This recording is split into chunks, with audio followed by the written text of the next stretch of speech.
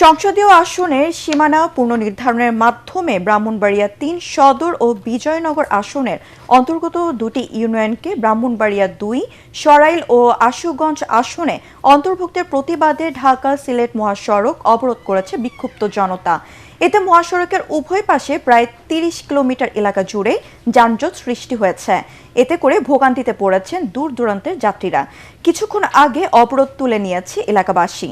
এর আগে সকাল ১১টা থেকে ঢাকা সিলেট মহাসড়কের বিজয়নগর উপজেলার চান্দুরা বাস স্ট্যান্ড এলাকায় অবরোধ করে তারা। সর্বদলীয় সংগ্রাম পরিষদের ব্যানারে আয়োজিত কর্মসূচিতে বিভিন্ন রাজনৈতিক দলের নেতাকর্মীরা অংশ নেন। সড়ক পথের পাশাপাশি রেলপথ অবরোধের হুঁশিয়ারি দিয়েছেন আন্দোলনকারীরা। এদিকে রংপুর সিটি কর্পোরেশনের ৯ নম্বর ওয়ার্ডকে গঙ্গাচড়া ১ আসনে অন্তর্ভুক্ত করার প্রতিবাদে বিক্ষোভ ও মানববন্ধন করেছে এলাকাবাসী। দুপুরে জেলা প্রশাসকের কার্যালয়ের সামনের সড়কে এই কর্মসূচি পালন করে তারা।